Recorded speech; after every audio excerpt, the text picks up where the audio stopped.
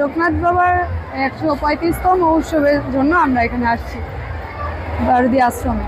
হ্যাঁ, এখানে আসছি, অনেক ভালো লাগছে এবং এখানে চারপাশটা খুবই খাবার দাবার দিচ্ছে, প্রসাদ দিচ্ছে, প্রসাদ গ্রহণ করেছি। প্রতি বছরের মতোই বাবার কাছে সন্তানদের জন্য এবং পৃথিবীর জগতের সকলের জন্য বলে প্রার্থনা করেছি। পাশাপাশি সবাই যেন সুস্থভাবে সুন্দরভাবে পৃথিবীতে থাকতে পারে, এটাই বাবার কাছে আমাদের চাওয়া। এখানের পরিবেশটা যথেষ্ট আন্তরিক ছিল এবং হেলথ সেন্টারটা খুবই ভালো ছিল। আমরা প্রসাদ পেয়েছি। আমরা মনোবাঞ্ছা কামনা করার জন্য এবং দেশের মঙ্গলের জন্য আমরা আসছি। আমরা এখানকার স্বেচ্ছাসেবক, প্রত্যেক বছরই বাবার আশ্রমে এই দিনে আমরা বা 2-3 দিন আগে এসে বাবার মন্দির সাজাই এবং নানা রকম কাজকর্ম করি, নানা রকম সাহায্য সহযোগিতা এবং মন থেকে এসব আমরা করি। জয় বাবা লোকনাথ।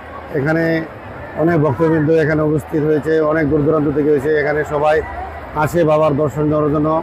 বাবার 135তম তিরোধান উৎসব উপলক্ষে আজকের যে অনুষ্ঠান খুব সুন্দরভাবে সুসম্পন্ন হয়েছে এবং এখানে কোনো আইন শৃঙ্খলার কোনো অবনতি হয়নি।